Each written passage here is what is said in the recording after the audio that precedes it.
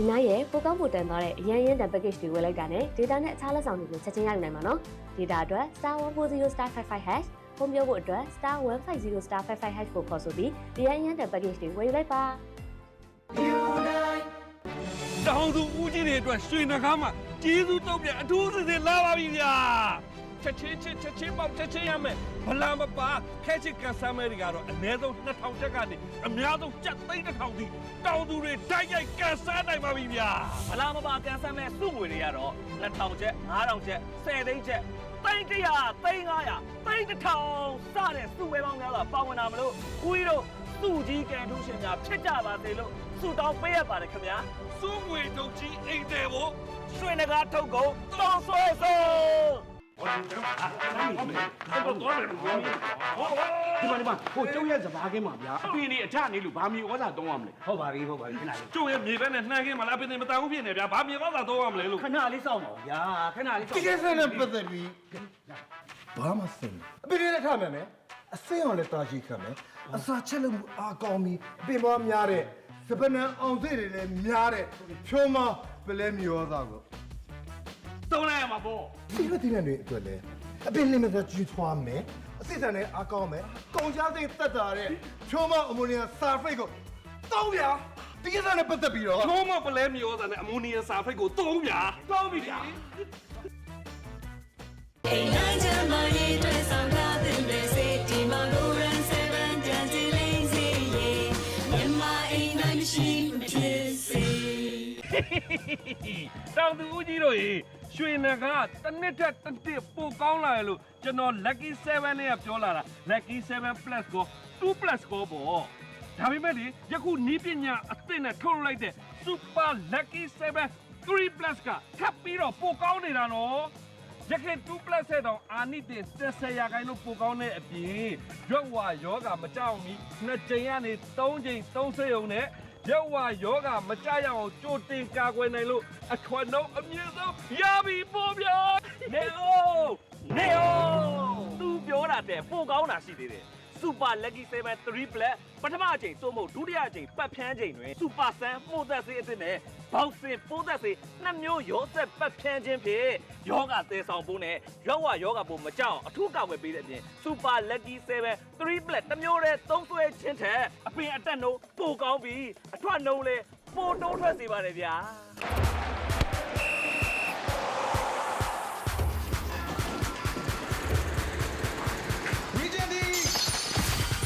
တိုင်းကိုနိုင်ဖို့ Regency ရောက်ရှိလာပါပြီ Regency အားဖြည့်ဆိုရတဲ့ Regency Energy Drink နေရာတိုင်းကိုနိုင်ယူနိုင်ဖို့ Regency တောက် Regency အားဖြည့်ဆိုရတဲ့ Regency Energy Drink Let's get me you talk about now the how Regency တောက်နေရာတိုင်းကိုနိုင်ယူလိုက်ပါ Regency အားဖြည့်ချိုရတဲ့စိုက်ခင်းနေရလဲ6တွေ့လိုက်တာမိမရာဒီနေ့တော့အထွက်ကောင်းမှမလားမသိပါဘူးကွာရွှေတို့ပါဝါရွက်ချမ်းအားစေပါတောင်သူများချိုင်တူစီမောင်ပဲတီစိတ်တွေအထွက်တို့အားစေမဟာစစ်မဲ့ပြေဝဝိစာရာရွှေတို့ပါဝါပြောင်းမှကြီးရဲ့မောင်ကြီးရဲ့မောင်ကလေးရွှေတို့ပါဝါချင်းစုံချလေး Within my way ကလေးပဲလုံးစတော်ပဲထိုးပဲမျိုးစုံမသုံးနိုင်တဲ့ရွှေတို့ပါဝါရှိရင်ချမ်းသာမယ်ရွှေတို့ပါဝါပြန်လို့တောင်းသူတိုင်းအိုပြုံးလို့မဆုံးစင်မပြေဝဝိစာရပါကွယ်ဘေးဒီမေးကျင်တဲ့အကြောင်းလေးပေါ်လာရင်ဒီစမ်းစာနေဖို့ application ကိုအသုံးပြုပြီးတော့ဖုန်းထဲမှာမင်းများလိုက်ရုံနဲ့ကိုယ်တိုင်ကိုယ်ကြလူတွေ့လာမေးတဲ့အတွေ့အကြုံမျိုးခန်းစားချက်မျိုးကိုရရှိအောင်စ조사ပေးထားတယ်စဘာကင်းတိုင်းအတွက်အကောင်းဆုံးမြေခံမြေဩဇာရွှေအောင်သည်အပင်ငယ်အသေးပြောက်နဲစေတယ်နေ့စဉ်အားနဲ့ပင်ပေါ်အားအလွန်ကောင်းလို့အပင်တန်ဆွမ်းပြီးအထွက်နှုန်းအမြင့်ဆုံးရတယ်ဗျာမြန်မာနိုင်ငံရှိစဘာကင်းမြေအနေထားအရာစဘာပင်ကောင်းပြီးအထွက်နှုန်းတိုးဖို့ဆိုရင်ပိုတက်ဆီယမ်ဓာတ်လုံလောက်ဖို့အလွန်အရေးကြီးပါတယ်ရွှေအောင်သည်က NPK နဲ့ဆာဖာစုစုပေါင်း52ရာခိုင်နှုန်းပါဝင်ပြီးအထူးသဖြင့်ပိုတက်ဆီယမ်30ရာခိုင်နှုန်းပါဝင်တာမို့အထွက်နှုန်းအကောင်းဆုံးရတယ်ဗျာမြေခံမြေဩဇာထဲမှာဈေးနှုန်းအတန်ဆုံးနဲ့အထွက်နှုန်းအကောင်းဆုံး30 30ရွှေနဂါးရွှေအောင်သည်ကွန်ပေါင်းမြေဩဇာရွှေနိုင်ငံ superstar ရေလိုကောင်းမယ်အသားလေးချောရမယ်စံချိန်မိအသားလေးကောင်းတဲ့စာအုပ်မျိုး Hot in Malati Missy Titi Melo I'm a beaut quality man ဘာလဲလို့ ရွှေနိုင်ငံစာအုပ်မှာကောင်းဆောင် အော်ဘာ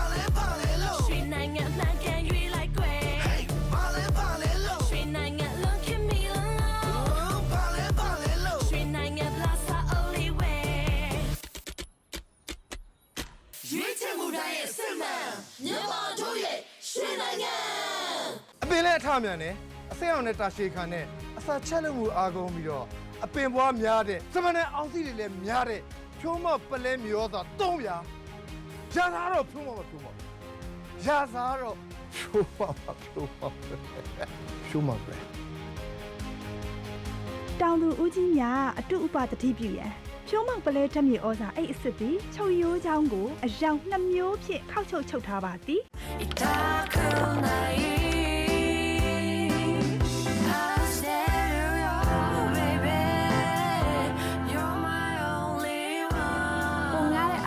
Hikari အန်ဖြစ်ချွေ Hikari အကျင့်ရည်နည်းနည်းသုံးပြီးပဲထွက်နှုံအမြင့်ဆုံးရမှာရွှေတောင်သူကြီးမြန်သီးပွားရွက်ဖြန်းမြေဩဇာအခုပဲဝယ်သုံးလိုက်နော်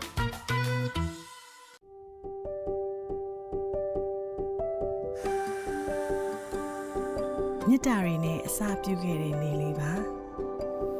တစုံတစ်ယောက်လိုအပ်ဆုံးချိန်မှာကူညီပေးလိုက်နိုင်တာမျိုးပါထူးခြားချူရတယ်ဒီတစ်ခု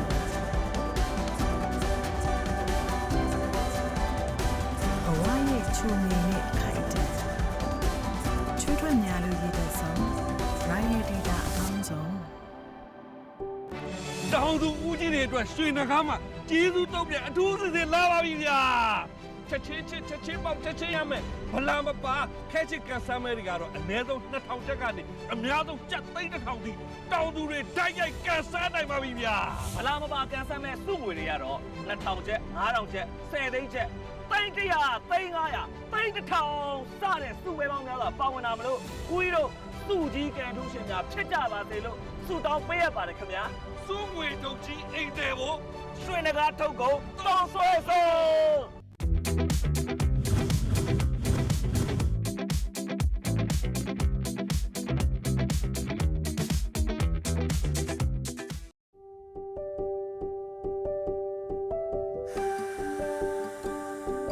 မြစ်တာတွေနဲ့အစာပြုခဲ့တဲ့နေလေးပါတစုံတစ်ယောက်လိုအပ်ဆုံးချိန်မှာကူညီပေးလိုက်နိုင်တာမျိုးပါထူးခြားချူရတယ်ဒီတစ်ခု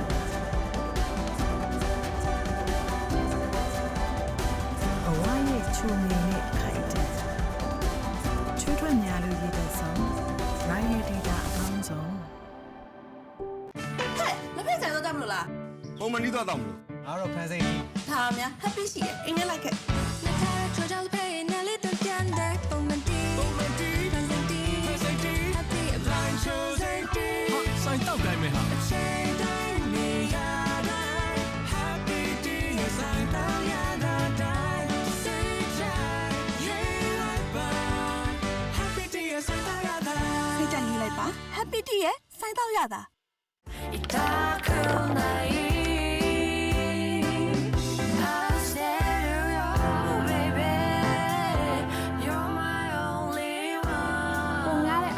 Hikari အန်ဖြစ်ချွေ Hikari ဒီနိုင်ရဲ့ပိုကောင်းပိုတန်သွားတဲ့အရန်ရန်တန် package တွေဝယ်လိုက်တာနဲ့ data နဲ့အခြားလက်ဆောင်တွေကိုချက်ချင်းရယူနိုင်မှာနော် data အတွက် *140*55# ဖုန်းပြောဖို့အတွက် *150*55# ကိုခေါ်ဆိုပြီးအရန်ရန်တန် package တွေဝယ်ယူလိုက်ပါ Atom nick and two men giant package freeway Atom nick and new day don't you find you Chiba don't know what she play Atom nick can we two men Atom nick can we new day Ya pusa pucha don't be they don't you find you man they don't you find you ချက်သိမ်းပေါင်း6000ထိစုခုကိုကြားရ channel မှာ999ကျပ်နဲ့ထပ် package များကိုဝယ်ယူကန်ဆန်းလိုက်ပါ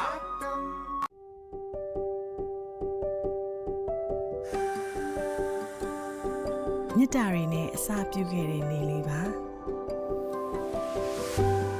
ကူညီတတ်တဲ့လက်တစ်စုံကပြေဝလန်းဆန်းစီတယ်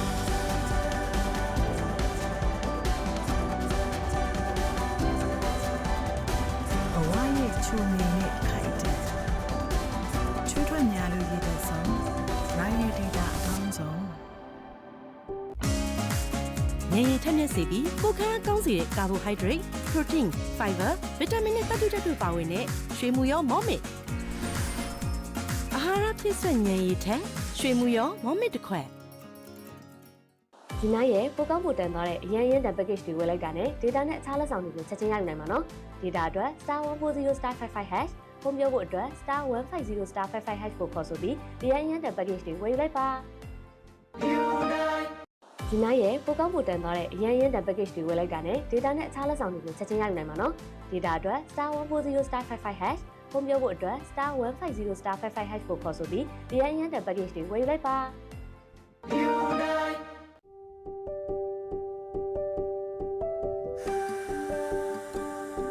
မြစ်တာတွေနဲ့အစာပြုခဲ့တဲ့နေလေးပါကူညီတတ်တဲ့လက်တစ်စုံကပြေဝလန်းဆန်းစီတယ်ဘဝရဲ့ချုံနေနဲ့ခိုက်တယ်ချွေးထွက်များလို့ရတဲ့ဆုံးရိုင်းရဲ့ဒေတာအကောင်းဆုံး ဒီနေ့ရဲ့ပိုကောင်းပိုတန်သွားတဲ့အရန်ရန်တန် package တွေဝယ်လိုက်တာနဲ့ data နဲ့အခြားလက်ဆောင်တွေကိုချက်ချင်းရယူနိုင်မှာနော် data အတွက် *140*55# ဖုန်းပြောဖို့အတွက် *150*55# ကိုခေါ်ဆိုပြီးဒီရန်ရန်တန် package တွေဝယ်ယူလိုက်ပါ 光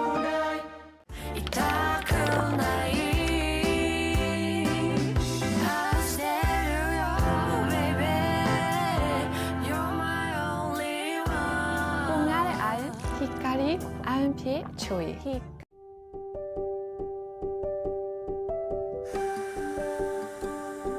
မြစ်တာတွေနဲ့အစာပြုခဲ့တဲ့နေလေးပါတစုံတစ်ယောက်လိုအပ်ဆုံးချိန်မှာကူညီပေးလိုက်နိုင်တာမျိုးပါထူးခြားထူးခြားတဲ့ဒီတစ်ခုပါဘဝရဲ့ချုံနေနဲ့ခိုက်တယ်ချွေးထွက်များလို့ရတဲ့ဆုံးရိုင်းရဲ့ဒေတာအကောင်းဆုံး ဒီနေ့ရဲ့ပိုကောင်းပိုတန်သွားတဲ့အရန်ရန်တန် package တွေဝယ်လိုက်တာနဲ့ data နဲ့အခြားလက်ဆောင်တွေကိုချက်ချင်းရယူနိုင်မှာနော် data အတွက် *140*55# ဖုန်းပြောဖို့အတွက် *150*55# ကိုခေါ်ဆိုပြီးဒီရန်ရန်တန် package တွေဝယ်ယူလိုက်ပါ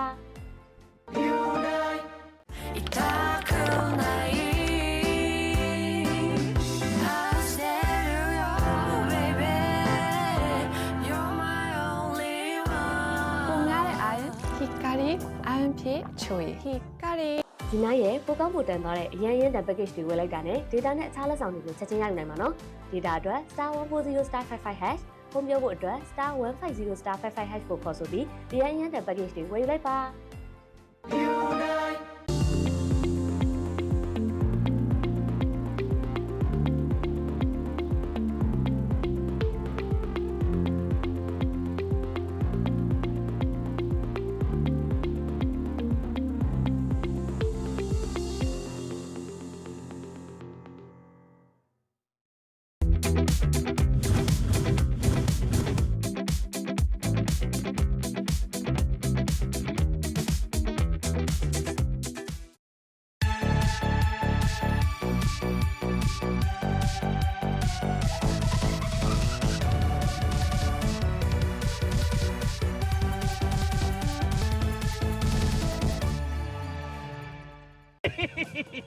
တောင်သူဦးကြီးတို့ရေရွှေနဂါတစ်နှစ်ထက်တစ်နှစ်ပိုကောင်းလာရလို့ကျွန်တော် lucky 7နဲ့ပြောလာတာ lucky 7 plus ကို2 plus ကိုပေါ့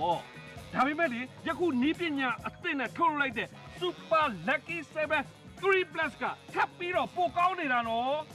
ရခင်2 plus တဲ့တော့အာနိတင်10ရာခိုင်နှုန်းပိုကောင်းတဲ့အပြင်ရွက်ဝါယောဂမကြောက်မီ2ကြိမ်ကနေ3ကြိမ်3စိတ်ုံနဲ့ရုပ်ဝါယောဂမကြရအောင်ကြိုတင်ကာကွယ်နိုင်လို့အထွတ်နှုံးအမြင့်ဆုံးရပြီပို့ဗျာနေအိုသူပြောတာတဲ့ပိုကောင်းတာရှိသေးတယ်စ Super Lucky 7 3 Black ပထမအချိန်သို့မဟုတ်ဒုတိယအချိန်ပတ်ဖြန်းချိန်တွင် Super Sun မှုသက်စေးအသစ်နဲ့ဘောက်စင်ပိုးသက်စေးနှစ်မျိုးရောဆက်ပတ်ဖြန်းခြင်းဖြင့်ယောဂသဲဆောင်ပိုးနဲ့ယောဂပိုးမကြောက်အထူးကာဝယ်ပေးတဲ့အပြင် Super Lucky 7 3 Black တစ်မျိုးတည်းသုံးဆွဲခြင်းထက်အပင်အတက်နှုန်းပိုကောင်းပြီးအထွက်နှုန်းလည်းပိုတိုးထွက်စေပါတယ်ဗျာ ငြိမ်ရင်ထက်မြက်စေပြီးကိုခန်းကောင်းစေတဲ့ carbohydrate, protein, fiber, vitamin နဲ့သတ္တုဓာတ်တွေပါဝင်တဲ့ရွှေမူရောမောမစ်အာဟာရဖြည့်စွက်ဉာဏ်ရည်ထက်ရွှေမူရောမောမစ်တစ်ခွက် ဟာတိနေမှာလည်းမထွက်တော့ဒုက္ခပါပဲတုတ်တော့ဒီနှစ်တော့သွားပြီထင်ပါတယ်တော့ရောတထေးလေးတုတ်တော့ရတော့လေအသိနဲ့နေထွက်တော့ကျင်တာတော့ ဒီမှာရှိတယ်ရော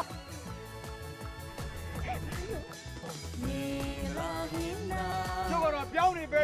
အများကြီးရနေတာဗျာ ဒီမှာရော ကျုပ်ကလည်းနှမ်းနေစိုက်ချင်တာဗျာ နာမည်ဆိုင်ပြောင်းမယ်ဆိုင်အားလုံးမင်္ဂလာဟင်းပါကထုတ်တယ်အသီးတွေရှယ်ပြီးအပင်အားလုံးတွေရှယ်ပြီးဗျာရှယ်ပြီးအဲ့ဒါကတော့အကုန်လုံးချပါပြီဗျာ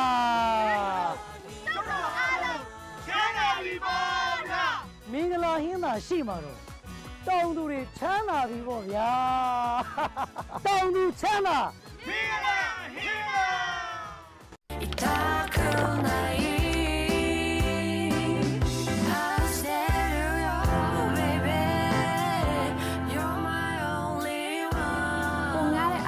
Hikari IMP Chui Hikari တောင်သူဦးကြီးတွေအတွက်ရွှေနှကားမှာကျေးဇူးတုံးပြန်အထူးစစ်စစ်လာပါပြီဗျာချက်ချင်းပေါက်ချက်ချင်းရမယ်ဗလာမပါခဲချစ်ကန်ဆာမဲတွေကတော့အနည်းဆုံး2000ချက်ကနေအများဆုံးကျပ်3000တိတောင်သူတွေတိုက်ရိုက်ကန်ဆာနိုင်ပါပြီဗျာ မလာမပါကန်ဆန်းမဲ့စုငွေတွေကတော့2000ချက်9000ချက်10သိန်းချက်သိန်း100သိန်း900သိန်း1000စတဲ့စုဝဲပေါင်းများစွာပါဝင်တာမလို့ဦးကြီးတို့စုကြီးကန်ထူးရှင်များဖြစ်ကြပါစေလို့ဆုတောင်းပေးရပါတယ်ခင်ဗျာ စုငွေတုတ်ကြီးအိမ်တယ်ဖို့ ရွှေနဂါထုတ်ကုန်တောင်းဆွဲဆုံး တောင်သူဦးကြီးတွေအတွက်ရွှေနှကားမှာကျေးဇူးတုံးပြန်အထူးစစ်စစ်လာပါပြီဗျာချက်ချင်းပေါက်ချက်ချင်းရမယ်ဗလာမပါခဲချစ်ကန်ဆာမဲတွေကတော့အနည်းဆုံး2000ချက်ကနေအများဆုံးကျပ်3000တိတောင်သူတွေတိုက်ရိုက်ကန်ဆာနိုင်ပါပြီဗျာ မလာမပါကန်ဆန်းမဲ့စုငွေတွေကတော့2000ချက်9000ချက်10သိန်းချက်သိန်း100သိန်း900သိန်း1000စတဲ့စုဝဲပေါင်းများစွာပါဝင်တာမလို့ဦးကြီးတို့စုကြီးကန်ထူးရှင်များဖြစ်ကြပါစေလို့ဆုတောင်းပေးရပါတယ်ခင်ဗျာ စုငွေတုတ်ကြီးအိမ်တယ်ဖို့ ရွှေနဂါထုတ်ကုန်တောင်းဆွဲဆုံး ตายาတဲ့မနက်ခင်းနေမှနိုးထလာတာနဲ့အရင်ဆုံးကိုဟန်နိုင်စီယန်လေးကိုဘိုက်ကျုံမပြတ်ရအောင်လိမ့်ဖြစ်ပြီးပေါ်ပါသွားလက်တဲ့ကိုဝင်ဆောင်နေ့ရက်တွေတွေ့ရဲ့အမွှာလေးတွေကိုဝင်ဆိုတော့ကလေးမွေးပြီးလဲနှုတ်ထွက်ကောင်းပြီးကျမအောင်အော်ဂန်နစ်ထုတ်ကုန်ဖြစ်တဲ့ကိုဟတ်ဆေးရုံစီတောက်ဖြစ်တယ်လေကိုဝင်ဆောင်နဲ့နှုတ်တိုင်းမိခင်များအတွက်အကောင်းဆုံးဖြစ်ဆွတ်အာဟာရကိုဟတ်ဦးရီတို့ရဲ့စိုက်ခင်းနေတဲ့မှာဆိုးရွားကြားရောက်ဖြတ်စီတတ်တဲ့ပိုးတွေကိုနှိမ်နှင်းဖို့ဆိုရင်မင်းမဟော်ရဲ့ဆွေးစမ်းကောင်းတလက်ဖြစ်တဲ့ခိုးပုတ်သက်စေတောင်သူပြောင်းမင်းမဟော်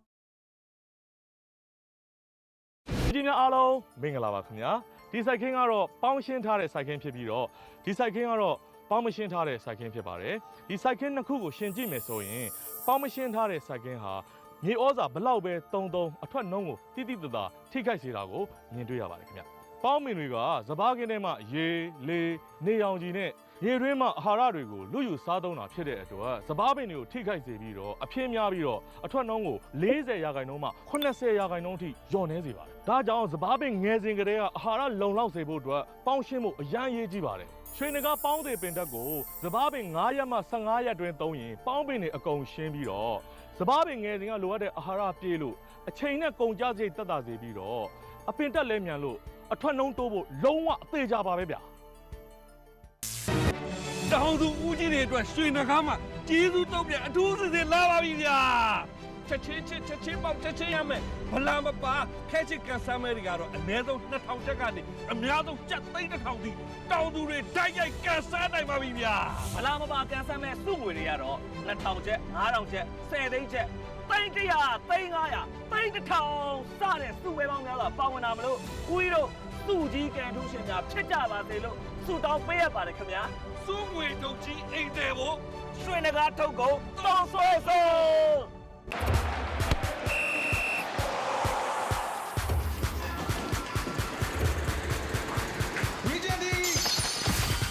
တိုင်းကိုနိုင်ဖို့ Region D ရောက်ရှိလာပါပြီ Region D အားဖြည့်ဆိုရတဲ့ Region D Energy Drink နေရာတိုင်းကိုနိုင်ယူနိုင်ဖို့ Region D တောက် Region D အားဖြည့်ဆိုရတဲ့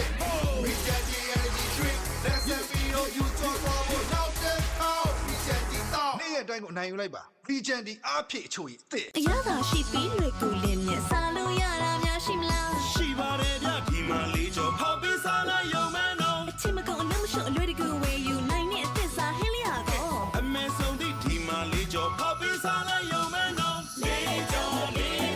ဖောက်ပြီးစားလိုက်ရုံမဲနော်လေးကြော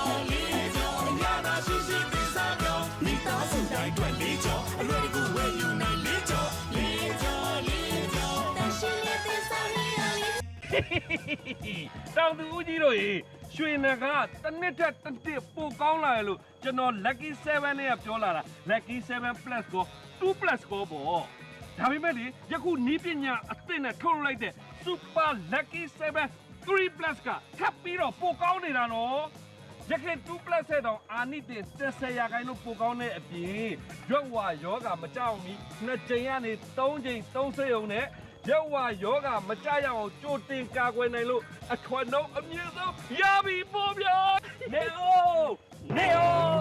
သူပြောတာတဲ့ပိုကောင်းတာရှိသေးတယ် Super Lucky 7 3 Plus ပထမအချိန်သို့မဟုတ်ဒုတိယအချိန်ပတ်ဖြန်းချိန်တွင် Super Sun မှုသက်စေးအသစ်နဲ့ဘောက်စင်ပိုးသက်စေးနှစ်မျိုးရောဆက်ပတ်ဖြန်းခြင်းဖြင့်ယောဂသဲဆောင်ပိုးနဲ့ရောက်ဝယောဂပိုးမကြောက်အထူးကာကွယ်ပေးတဲ့အပြင် Super Lucky 7 3 Plus တစ်မျိုးတည်းသုံးဆွဲခြင်းထက်အပင်အတက်နှုန်းပိုကောင်းပြီးအထွတ်နှုန်းလည်းပိုတိုးထွက်စေပါတယ်ဗျာတောင်သူဦးကြီးတွေအတွက်ရွှေနဂါမှာကျေးဇူးတုံးပြန်အထူးစစ်စစ်လာပါပြီဗျာချက်ချ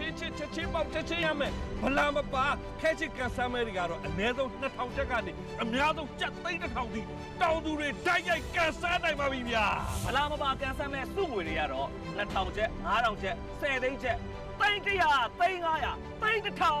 စတဲ့စုဝဲပေါင်းများစွာပါဝင်လာမလို့ဦးကြီးတို့စုကြီးကန်ထူးရှင်များဖြစ်ကြပါစေလို့ဆုတောင်းပေးရပါတယ်ခင်ဗျာစုငွေတုတ်ကြီးအိမ်တယ်ဖို့ရွှေနဂါထုတ်ကုန်တောင်းဆွဲဆုံးလက်ဖက်ဆိုင်တော့ကြမလို့လားပုံမှန်နီးတော့မလို့အားတော့ဖန်စိတ်ဒါများ happy ရှိရဲ့အိမ်ထဲလိုက်ခဲ့လက်ထားချိုးကြောက်ပေးနေလေးတော့ကြမ်းတဲ့ပုံမှန်တီဖန်စိတ် happy အပိုင်းချိုးစိတ်တီဆိုင်တော့တိုင်းမယ်ဟာချိန်တိုင်းနေရတိုင်း happy day ဆိုင်တော့ရတာတိုင်းစိတ်ချရေးလိုက်ပါ happy day ဆိုင်တော့ရတာစိတ်ချရေးလိုက်ပါ happy day ဆိုင်တော့ရတာ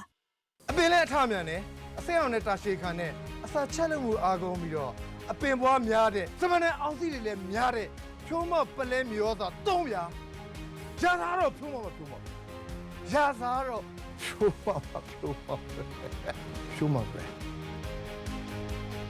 တောင်သူဦးကြီးများအတုဥပတတိပြုရန်ဖြိုးမောက်ပလဲဓာတ်မြေဩဇာအဲ့အစ်စ်ပြီးချုပ်ရိုးချောင်းကိုအယောင်2မျိုးဖြင့်ခောက်ချုပ်ထားပါတောင်သူဦးကြီးတွေအတွက်ရွှေနဂါမှာကျေးဇူးတုံးပြန်အထူးစစ်စစ်လာပါပြီဗျာချက်ချင်းပေါက်ချက်ချင်းရမယ်ဘလာမပါခဲချစ်ကန်ဆာမဲတွေကတော့အနည်းဆုံး2000ချက်ကနေအများဆုံးကျပ်သိန်း1000ထိတောင်သူတွေတိုက်ရိုက်ကန်ဆာနိုင်ပါပြီဗျာဘလာမပါကန်ဆာမဲစုငွေတွေကတော့2000ချက်9000ချက်10သိန်းချက်သိန်း100သိန်း900သိန်း1000စတဲ့စုဝဲပေါင်းများစွာပါဝင်လာမလို့ဦးကြီးတို့စုကြီးကန်ထူးရှင်များဖြစ်ကြပါစေလို့ဆုတောင်းပေးရပါတယ်ခင်ဗျာစုငွေတုတ်ကြီးအိမ်တယ်ဖို့ရွှေနဂါထုတ်ကုန်တောင်းဆွဲဆုံးတောင်သူဦးကြီးတို့ရေရွှေနဂါတစ်နှစ်ထက်တစ်နှစ်ပိုကောင်းလာရလို့ကျွန်တော် Lucky 7 နဲ့ပြောလာတာ Lucky 7 Plus ကို2 Plus ကိုပေါ့ဒါပေမဲ့လေယခုနီးပညာအသစ်နဲ့ထုတ်လိုက်တဲ့ Super Lucky 7 3 Plus ကထပ်ပြီးတော့ပိုကောင်းနေတာနော်ရခိုင်2 Plus တဲ့တော့အာနိတင်10ရာခိုင်နှုန်းပိုကောင်းတဲ့အပြင်ရွက်ဝါယောဂမကြောက်မီ2ကြိမ်ကနေ3ကြိမ်3စရုံနဲ့ရက်ဝါယောဂမကြရအောင်ကြိုတင်ကာကွယ်နိုင်လို့အထွတ်နှုန်းအမြင့်ဆုံးရပြီပို့ဗျာရပြီပို့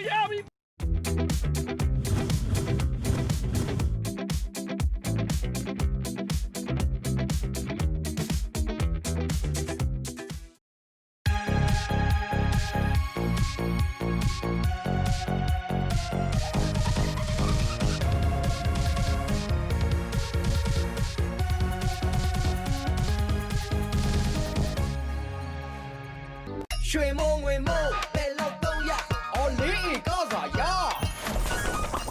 ရွှေမုံငွေမို့ကုန်ချတက်တာရဲ့လားတက်တာပါတကယ်တက်တာပါရွှေမုံငွေမို့တောင်သူတိုင်းရွေးချယ်ဖို့ရွှေမုံငွေမို့ပဲနေ15ရက်စာမှစသုံးနိုင်ပြီအပင်အတက်မြင်ကိုင်းပြကောင်းအပင်အသက်ရှည်တဲ့ရွှေမုံငွေမို့ကုန်ချတက်တာပဲနေထွက်တော့ပဲရွှေမုံငွေမို့ခေါ်မဲရွှေမုံငွေမို့ခေါ်မဲရွှေမုံငွေမို့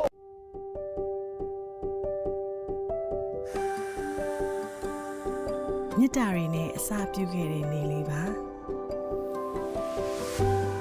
ကုညီတက်တဲ့လက်တစုံကပြေဝလန်းဆန်းစီတယ်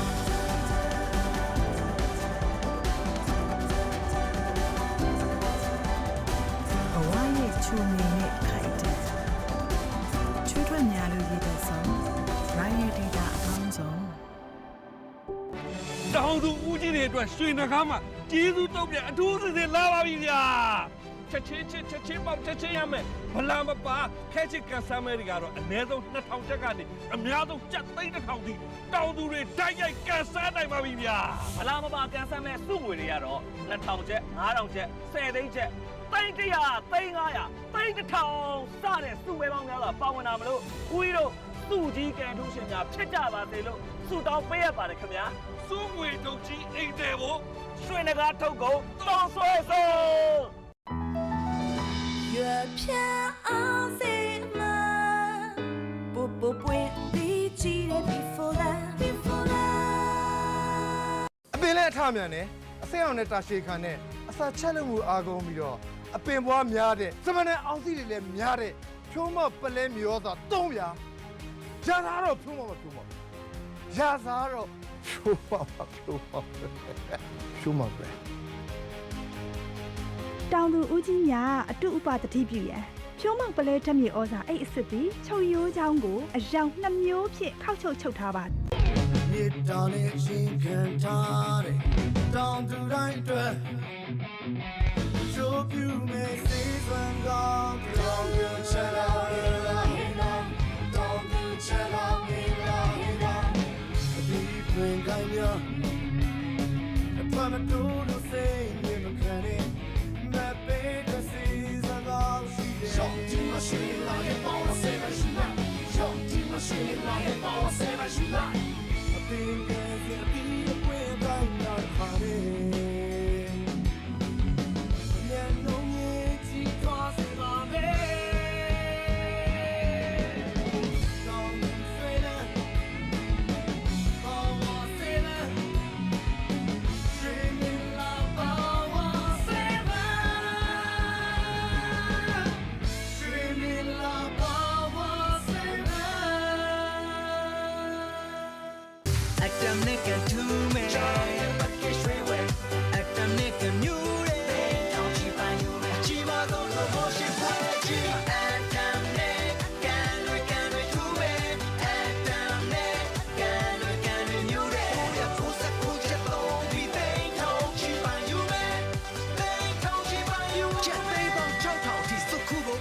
channel မှာ999ကျပ်တဲ့ထက် package များကိုဝယ်ယူကန်ဆန်းလိုက်ပါ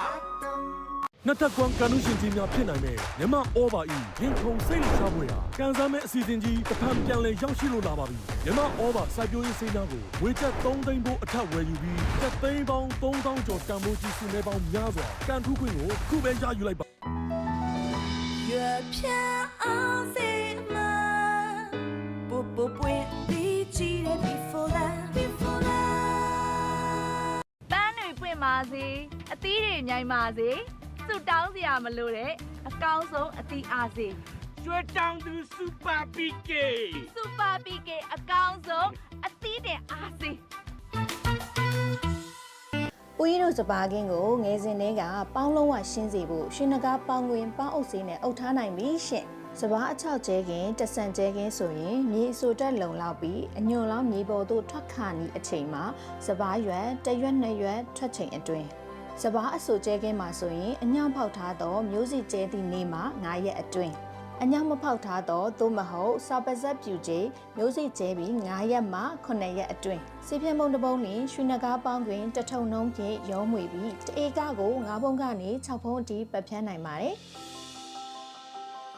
ရွှေပြောင်းဆိုင်ခင်းမှာဆိုရင်စီဖြန်းပြီးမှစိုက်ပျိုးနိုင်ပါတယ်ရှင်ဒါကစီဖြန်းပြီး9ရက်ဝန်းကျင်အကြာစပါးခင်းဖြစ်ပါတယ်ဒါကတော့စီဖြန်းပြီးရက်30ဝန်းကျင်အကြာစပါးခင်းအနေထားဖြစ်ပါတယ်အထူးသတိပြုရမယ့်အချက်ကစီဖြန်းပြီးပေါင်းရှင်းအာနိသင်ရက်30ဝန်းကျင်ရှိရမို့သတ်မှတ်ထားတဲ့အချိန်အတွင်းစောလင်စွာအသုံးပြုခြင်းကအာနိသင်အကောင်းဆုံးဖြစ်ပြီးပေါင်းရှင်းဖို့အာမခံနိုင်ပြီရှင်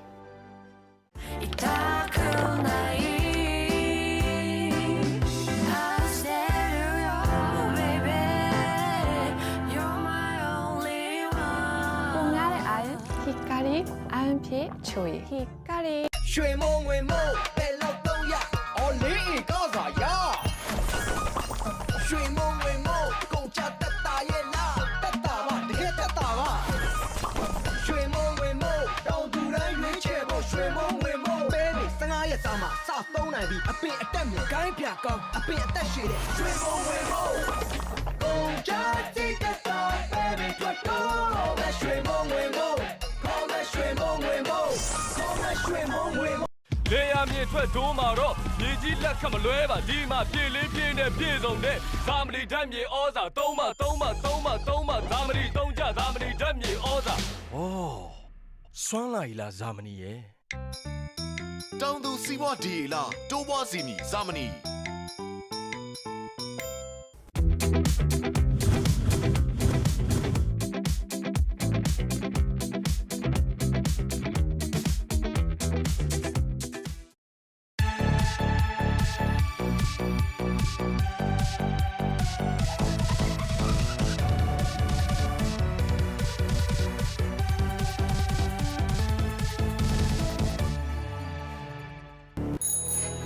နာလေးတွေအတွက်သင်ကိုယ်တိုင်ရောအစင်းသက်ဖြစ်ပြီလားဖြစ်သေးဘူးဒီရင်သွေးလေးကောင်းကောင်းမွန်မွန်ကြီးပြင်းဖို့အတွက်ချိန်ပေးရအောင်မယ်လေမဖြစ်သေးဘူး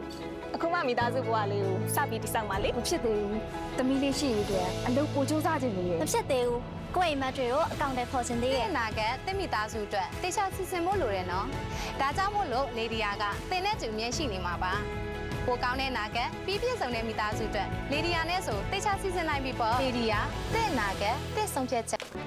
တောင်သူဦးကြီးတွေအတွက်ရွှေနဂါမှာကျေးဇူးတုံးပြန်အထူးစစ်စစ်လာပါပြီဗျာချက်ချင်းပေါက်ချက်ချင်းရမယ်ဘလာမပါခဲချစ်ကန်ဆာမဲတွေကတော့အနည်းဆုံး2000ချက်ကနေအများဆုံးကျပ်3000တိတောင်သူတွေဓာတ်ရိုက်ကန်ဆာနိုင်ပါပြီဗျာဘလာမပါကန်ဆာမဲစုငွေတွေကတော့2000ချက်9000ချက်10သိန်းချက်300 300 300စတဲ့စုဝဲပေါင်းများစွာပါဝင်တာမလို့ကိုကြီးတို့စုကြီးကန်ထူးရှင်များဖြစ်ကြပါစေလို့ဆုတောင်းပေးရပါတယ်ခင်ဗျာစုငွေတုတ်ကြီးအိမ်တယ်ကိုရွှေနဂါထုတ်ကုန်တောင်းဆွဲဆုံး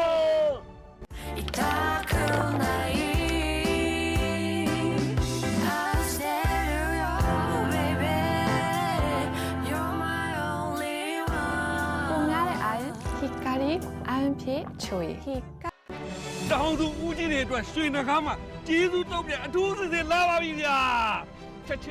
င်းပေါက်ချက်ချင်းရမယ်ဘလာမပါခဲချစ်ကန်ဆာမဲတွေကတော့အနည်းဆုံး2000ချက်ကနေအများဆုံးကျပ်3000တိတောင်သူတွေဓာတ်ရိုက်ကန်ဆာနိုင်ပါပြီဗျာဘလာမပါကန်ဆာမဲစုငွေတွေကတော့2000ချက်9000ချက်10သိန်းချက်300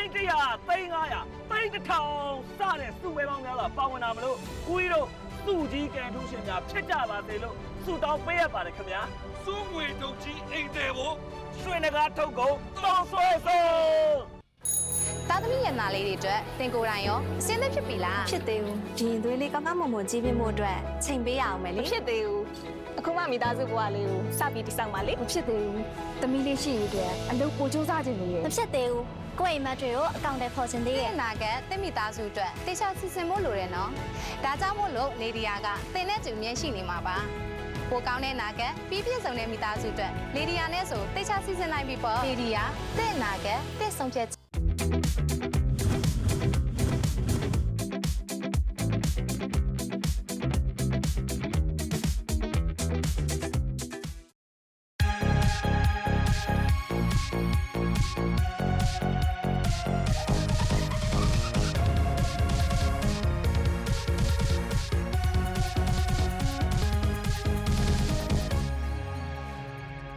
ရွှေမုံငွေမို့ပဲလောက်တော့ရအော်လေးအေကောစာရရွှေမုံငွေမို့ကုန်ချတက်တာရဲ့လားတက်တာပါတကယ်တက်တာပါရွှေမုံငွေမို့တောင်သူတိုင်းရွေးချယ်ဖို့ရွှေမုံငွေမို့ပဲနေ15ရက်သားမှာစသုံးနိုင်ပြီအပင်အတက်မြင်ကိုင်းပြကောင်းအပင်အသက်ရှည်တဲ့ရွှေမုံငွေမို့ကုန်ချ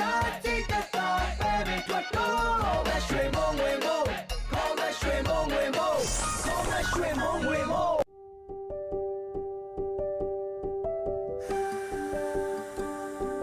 မြစ်တာတွေနဲ့အစာပြုခဲ့တဲ့နေလေးပါကူညီတတ်တဲ့လက်တစုံကပြေဝလန်းဆန်းစီ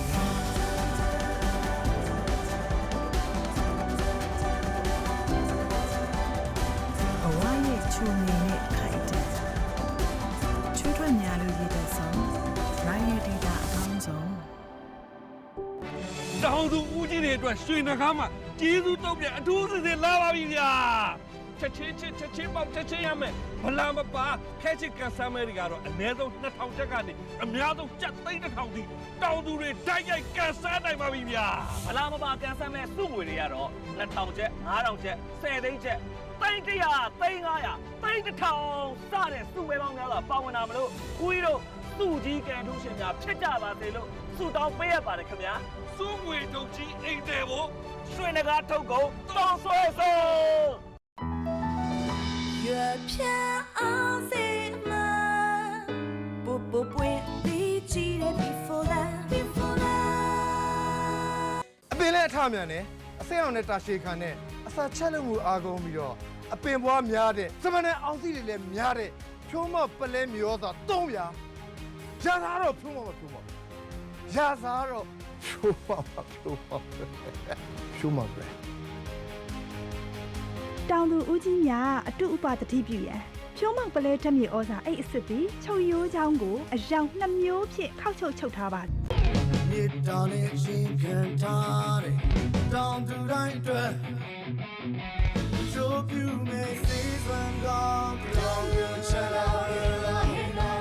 တောင်သူချက်လာဒီပွင့်ကိုင်းရအထွတ်မတူလို့စိတ်မြင်မခံနဲ့မပေးတဲ့စေးစွမ်းကောင်းရှိတယ်ရှောင်းတီမရှိလာရဲ့ပေါင်းစေမရှိလာရှောင်းတီမရှိလာရဲ့ပေါင်းစေမရှိလာအပင်ကလေးအပင်ပွင့်ကိုင်းလာခါရဲ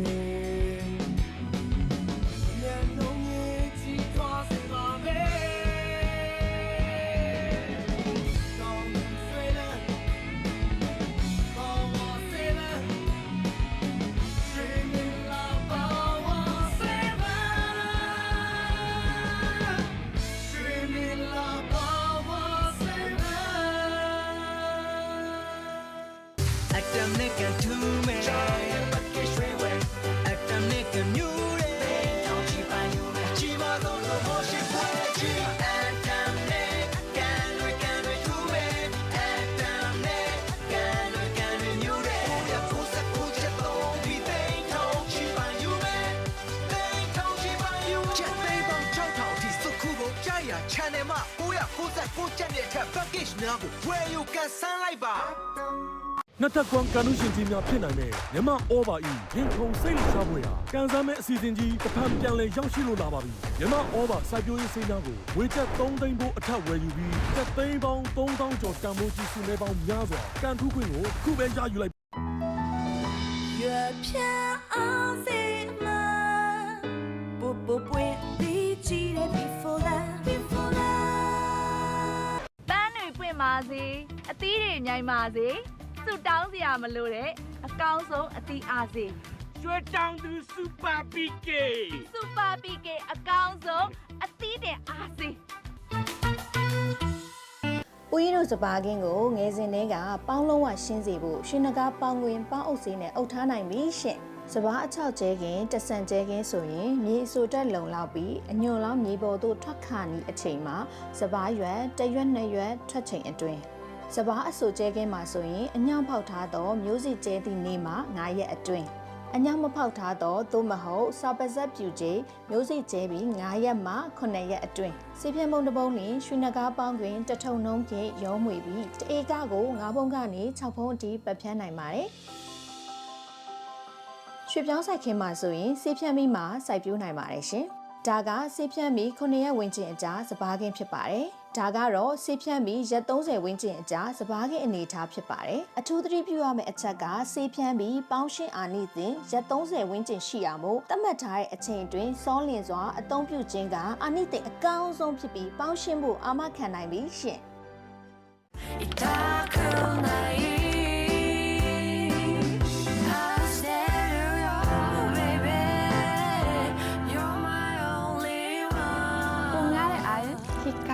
အမ်ဖြစ်ချိုရီဟီကာရီ ရွှေမုံငွေမုံပဲလောက်တော့ရအော်လေးဤကောစာရရွှေမုံငွေမုံကုန်ချတက်တာရဲ့လားတက်တာပါတကယ်တက်တာပါရွှေမုံငွေမုံတောင်သူတိုင်းရွေးချယ်ဖို့ရွှေမုံငွေမုံပဲနေ15ရက်စာမှစသုံးနိုင်ပြီအပင်အတက်မြကိုင်းပြကောင်းအပင်အသက်ရှည်တဲ့ရွှေမုံငွေမုံကုန်ချတက်တာပဲနေထွက်တော့ပဲရွှေမုံငွေမုံလေယာမြေထွက်ဒိုးမှာတော့မြေကြီးလက်ခတ်မလွဲပါဒီမှာပြေးလေးပြေးနဲ့ပြေဆုံးတဲ့ဇာမဏီဓာတ်မြေဩဇာ3မဇာမဏီ3ကြဇာမဏီဓာတ်မြေဩဇာဩစွမ်းလာ E လားဇာမဏီရဲ့ တောင်သူစီးပွားဒီလားတိုးပွားစီမီဇာမဏီ